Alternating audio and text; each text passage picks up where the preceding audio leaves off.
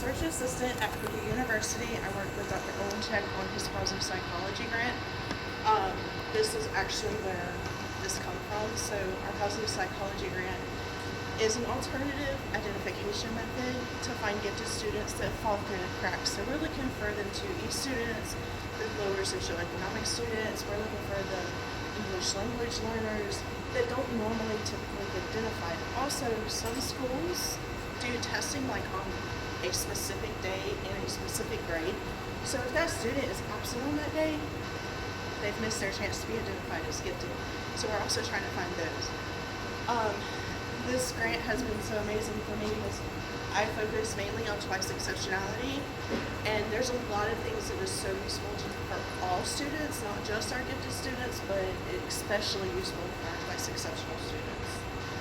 I'm a mom of a twice exceptional student, so that's what led me here to this path. So I want to know who I'm talking to. Do we have teachers in here? Okay, what grades are you teaching? Are we teaching middle school, elementary? So we got a lot of elementary school in here. Any high school teachers? Yay! I love you. I was a high school math teacher, so before I had started my journey. Okay, do we have any administrators in here or researchers? Okay, so administrators, do we work with like K through 12? Like just elementary, just elementary, high school, middle school? Okay, so what do you hope to gain from my session? Is there anybody who wants to answer that for me? Like, is there something particular that you want to know about positive sharing that would benefit you in your lesson planning or in your classroom environment? Is there something particular that you want to know? Anybody? Yeah. Right.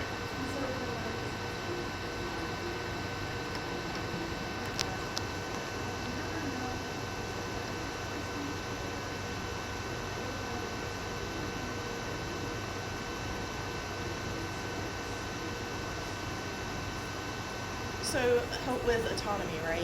We always want to give students the option to share, but we want them to feel safe, because when they don't feel safe, then it's no longer positive sharing, it becomes like negative sharing. So making sure that space is safe, right? And I'll talk about that today. So our learning objectives today, I'm going to give you some practical implementation strategies. I actually have lesson plans developed, and it is a positive sharing lesson plan that can be applied to any content you are teaching. I will say, with that being said, don't try to implement everything at one time. Focus on one thing.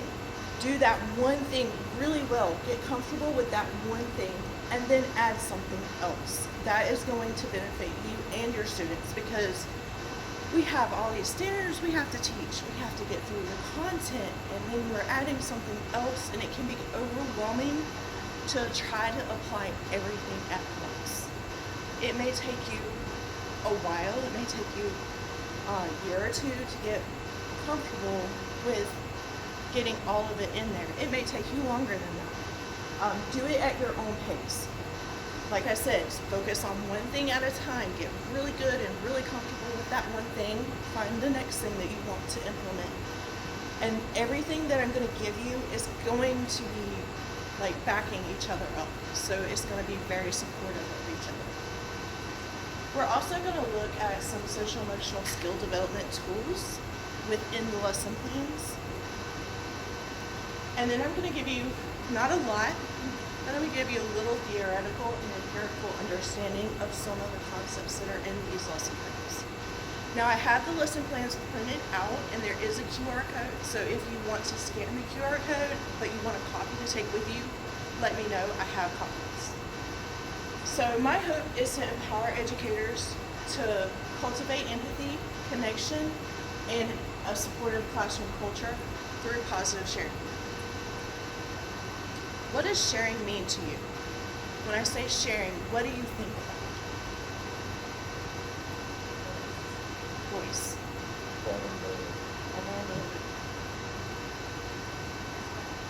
Respect. All of these are within safety. Connection. Right. So, can sharing be negative? How does it become negative? Like when it's forced, right? Or, I'm going to use an example. My son has done really good for the past 2 years. He was at a school. They were very supportive. They encouraged him. He is at a different school this year, and the way the teachers talk to him has got him thinking he is not capable of doing the work. So he's not doing the work at all. He's not turning it in. So that way they're correcting his work or the way they're speaking to him is very negative, so it becomes negative positive sharing or negative sharing. When we're grading papers and we're just saying, you did this wrong, that's negative sharing. They need constructive. When we start to do the constructive corrections, it becomes a positive sharing.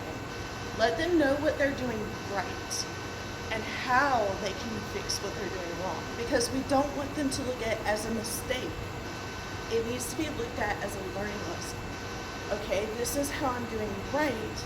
This is where I need to improve, and this is how I can improve.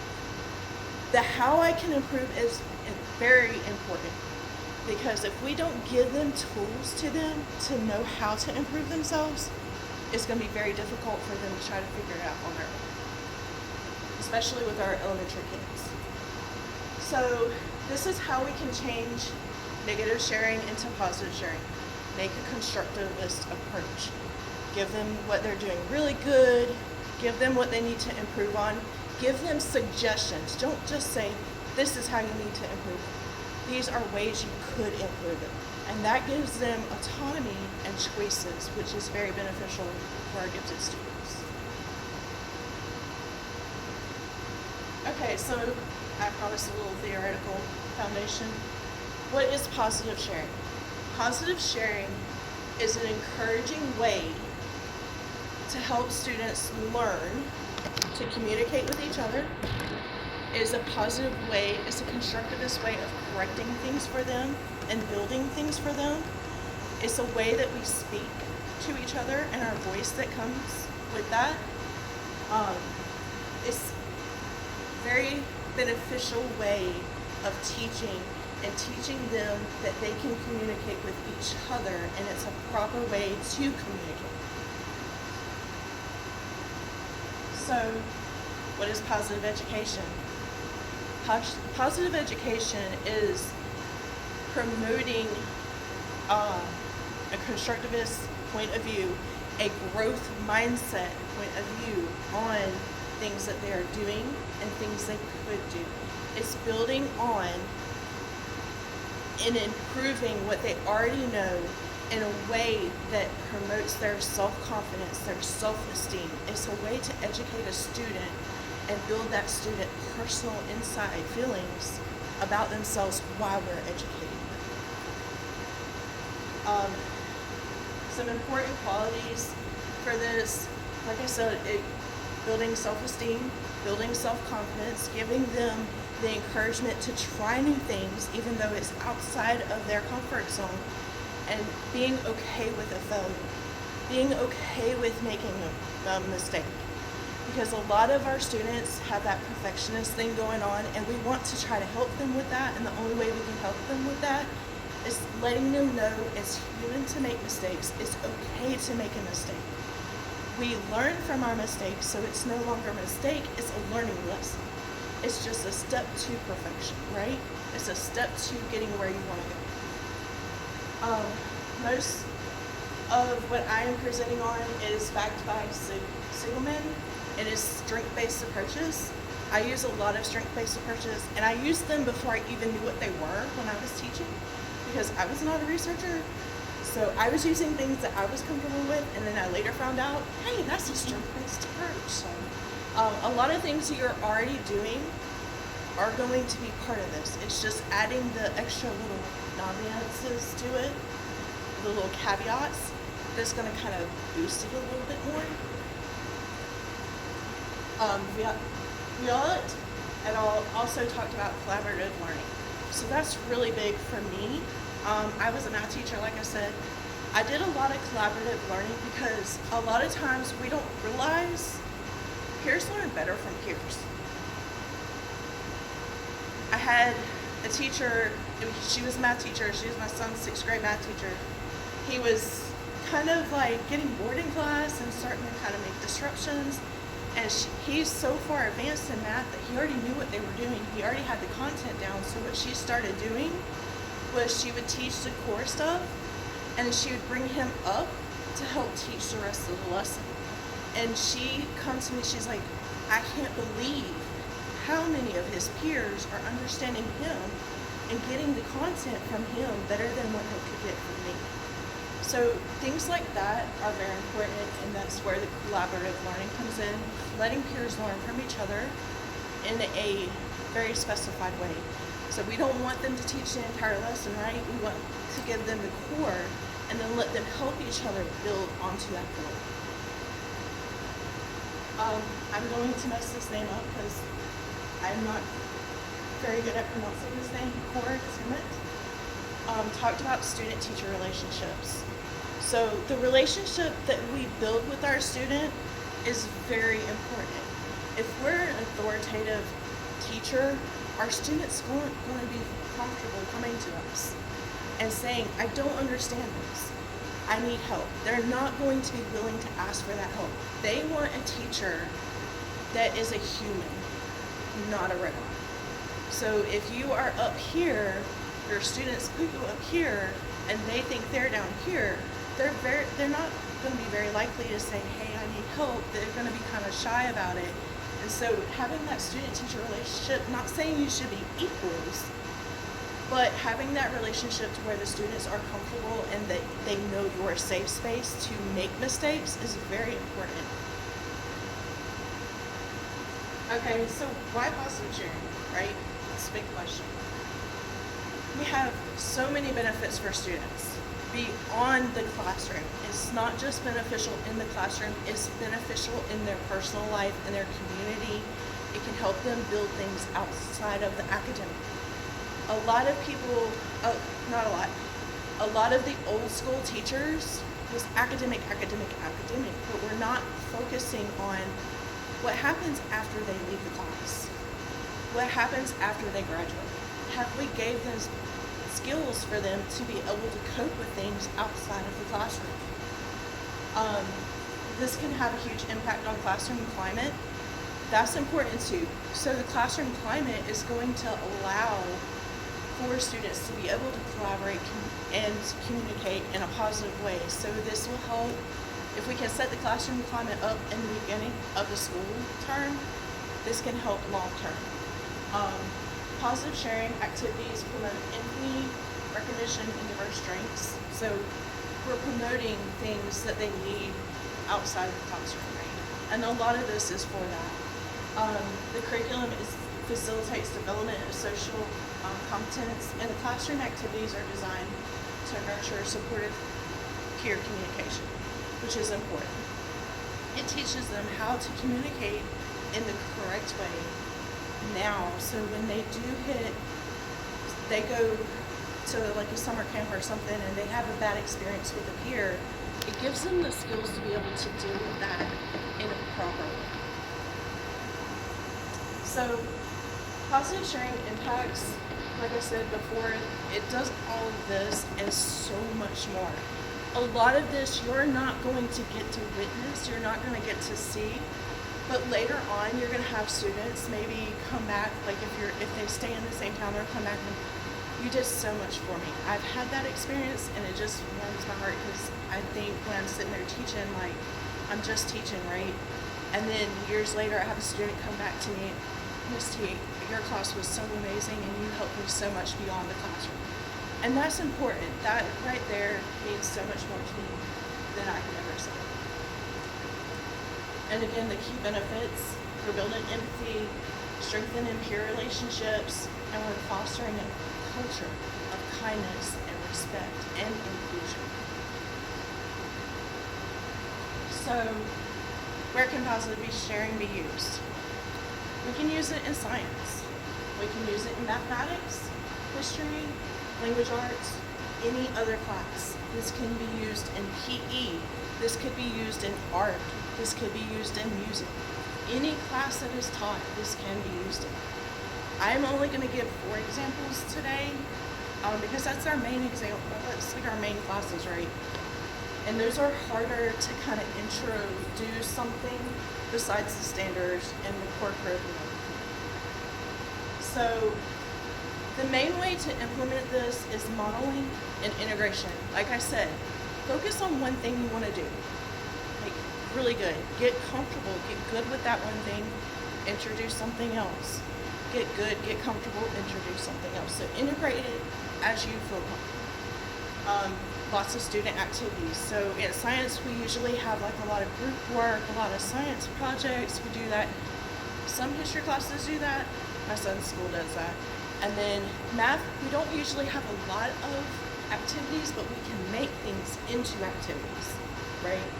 My math class, I did a lot of group work, but I did it in a way like project based. And then guided discussions. So facilitate them discussions, facilitate them harder discussions, and just make sure sometimes we have to remind students of like tone and respect, which is fine. They're still learning, right? So if you want to scan the QR code, it'll bring up 4 different lesson plans.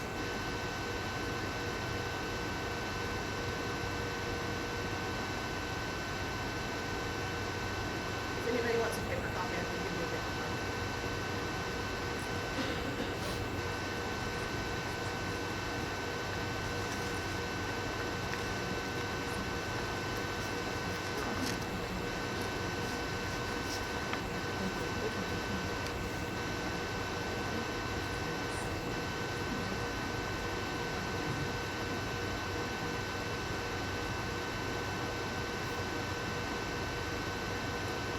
You guys want a paper copy right now?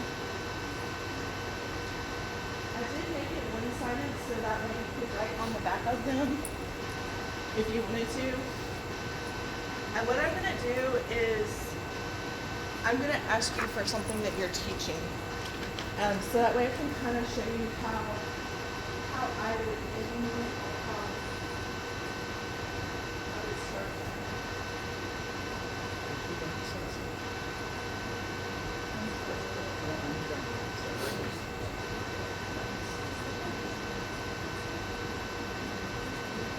Yeah, it's in the handouts too. I did upload it to the handouts, but I know how technology is. That's okay, I got it right here. But Did you want one each of them?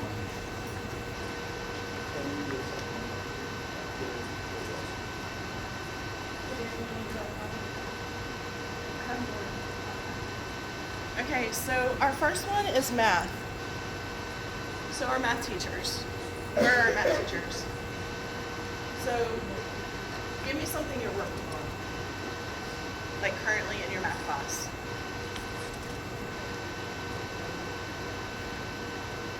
Mixed numbers and denominators, so fractions, right? Okay. So looking at the lesson plan, you could do group work with that, right? We could assign them to groups and have them work collaboratively to solve practice problems. And so that would be the first step, right? We could show them like what we expect of them.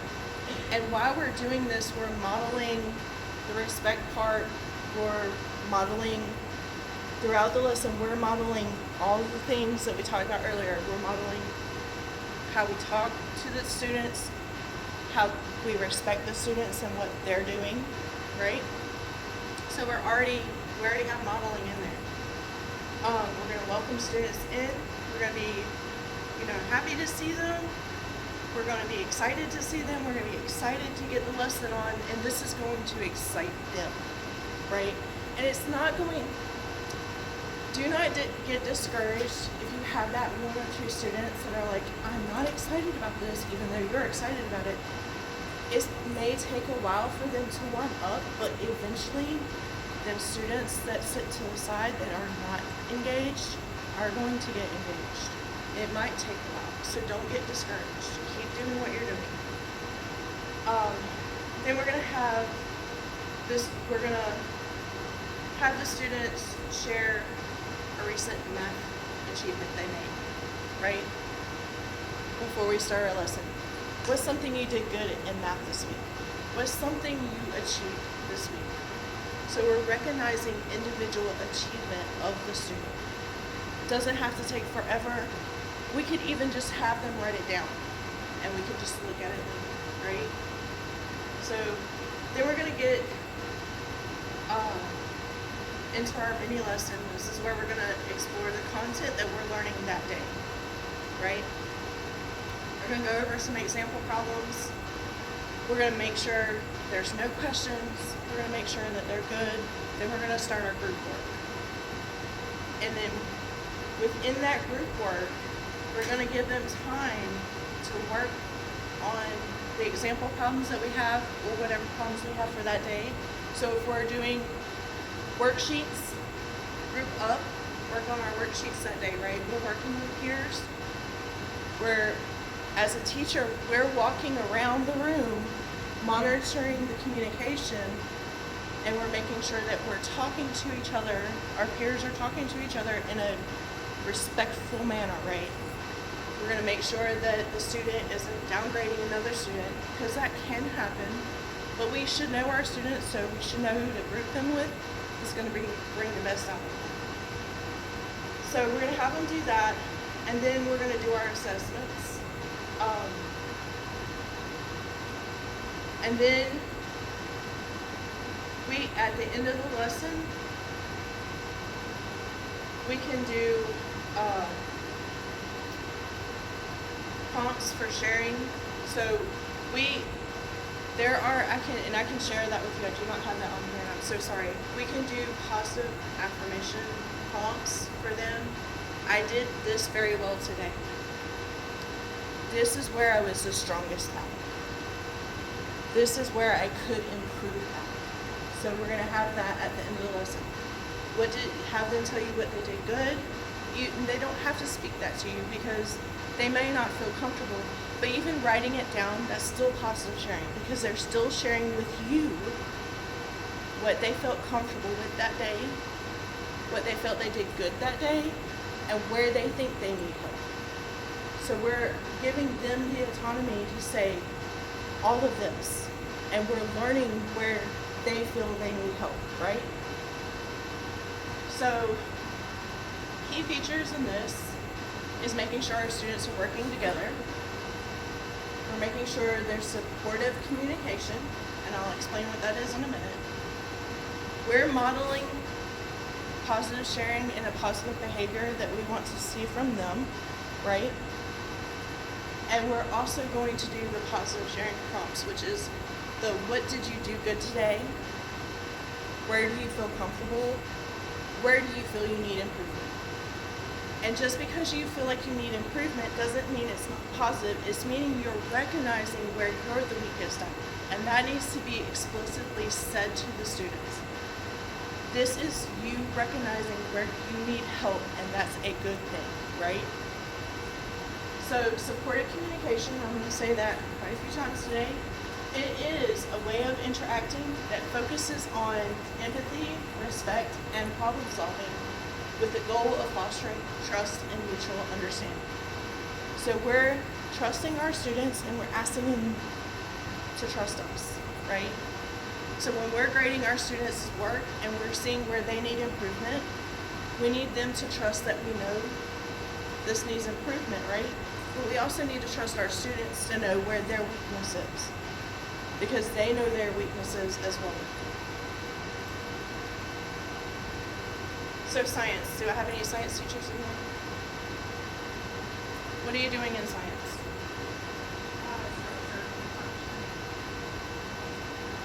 Plants and animals. Okay. So with the science, we're going to engage on hands-on activities, right? So you guys do like microscopes and stuff like that, or are we just looking at pictures? Okay. Okay, so we can group them with the peers that we know they're going to work good with, right? And we can foster that communication. with peers. We can also use, I'm so sorry, I'm trying to hurry, but my session is messed up, so I want to not give you all everything. We can make sure they're using the positive sharing prompts, so this is what I did good, this is a spot where they can also compliment their peers they're working with. So Johnny was really good at describing the molecular model or the development of a crayfish. This is where so-and-so did really good. I like the way so-and-so described this, or I like the way so-and-so explained this. That's positive sharing. And like I said, the students may not feel comfortable speaking this out loud, but even if we take an index card and hand it out and let everybody write it down, eventually they're gonna get comfortable enough with each other to be able to speak it out loud. So you may have to start off with index cards. You can let whoever wants to share, but everybody else can just do the index cards, and if they're comfortable with maybe you sharing, that's fine, but let them have that autonomy. So for science, our key features are small groups, again, supportive communication. We're also still modeling, right? That's going to be through all of them. And then the positive sharing prompts are really particular. So history is a lot of the same. So in this, we do the small groups. The only difference with the history is the classroom community. That's going to make a big difference depending on what history lesson we're learning on, like American Revolution. This is probably the most touchiest one because we're going to have to be careful. We're already having to be careful in the way we're presenting some things, right? Because a lot of this, it kind of, for me, it hit home a lot when we learned about Native Americans because I have Native American heritage, so like it was difficult for me to learn.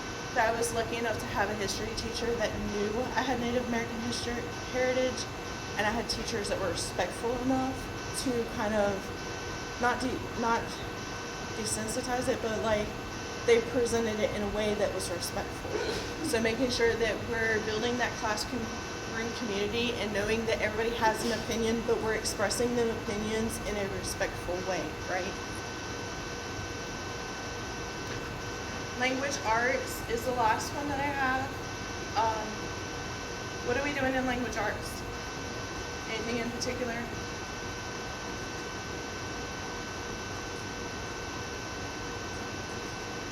And this one, these are all going to kind of depend on grade level, because I know in high school we do a lot more harder things.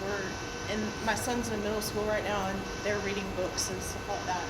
So small group discussions are going to be really good. Small group projects. So if we're doing, I know I had to do a project in high school over a famous author of my choice.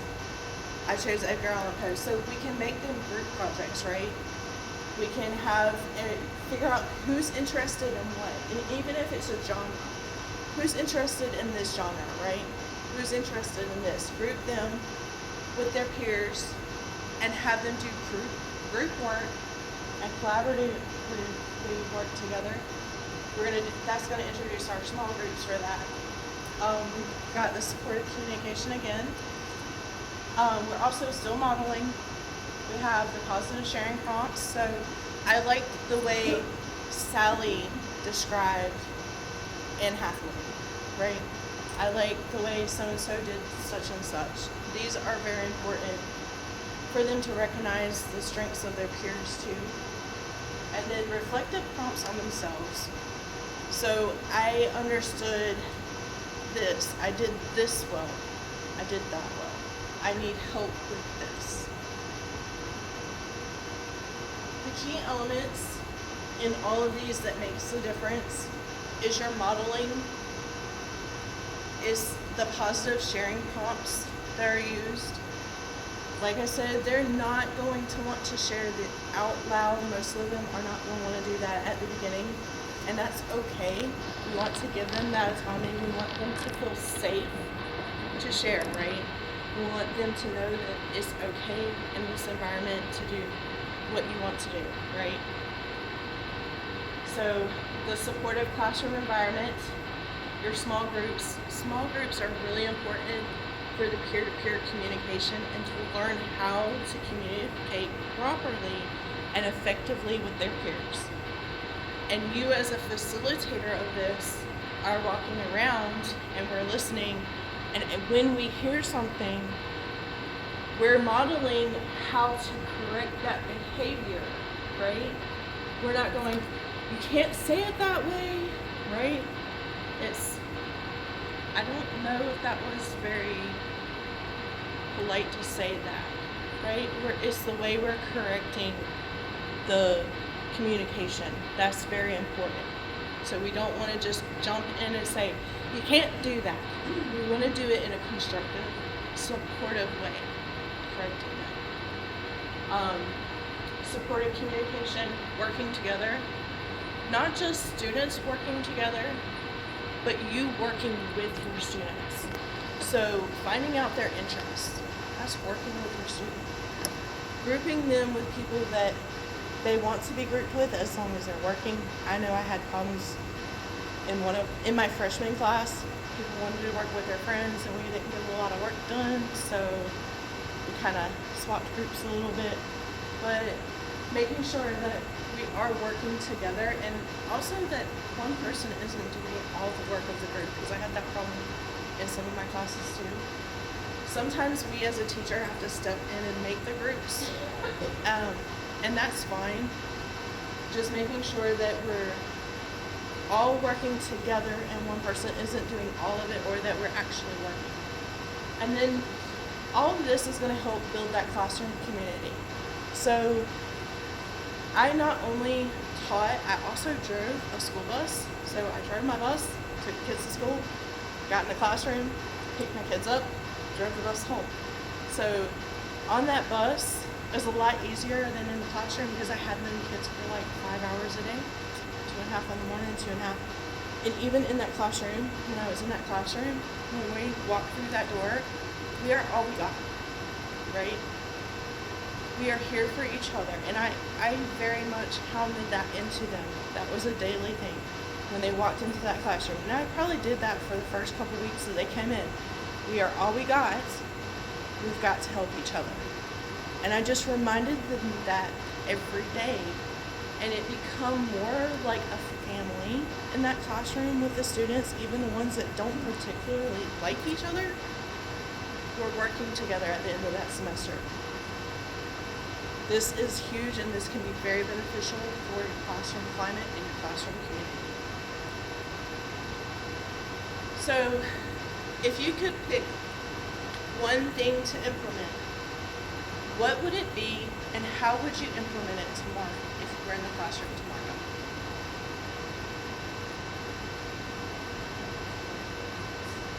Positive thoughts. Anybody else?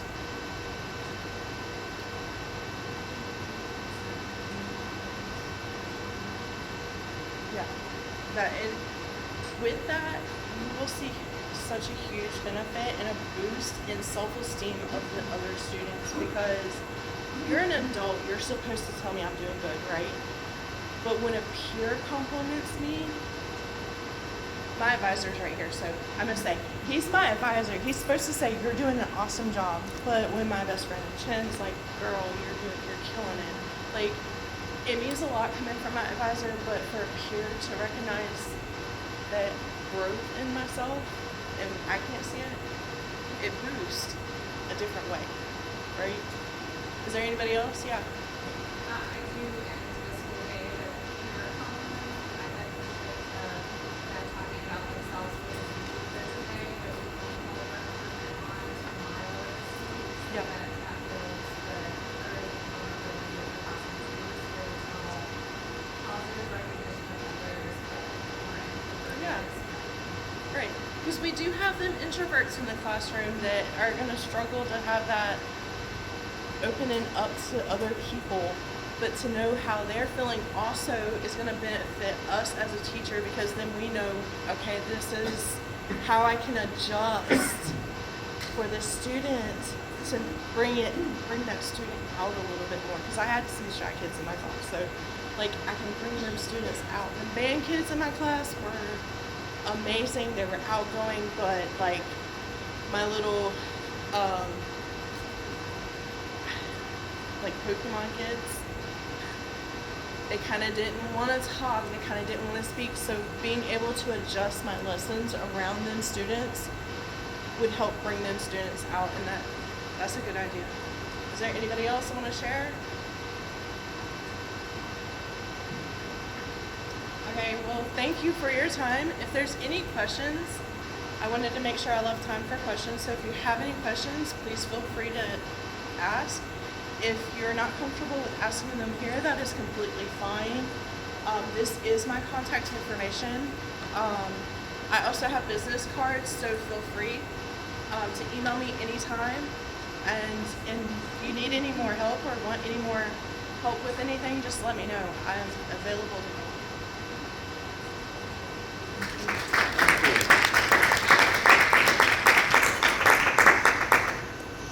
Do you have any questions? I like questions.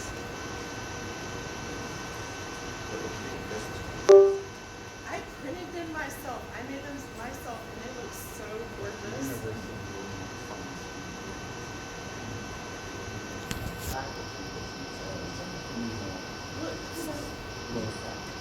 I went to Walmart and I got business card style, and it comes with template.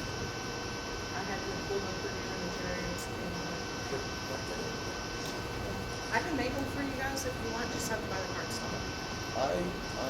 This is, Good job, Jen. I like. Good job. Good job. I like it.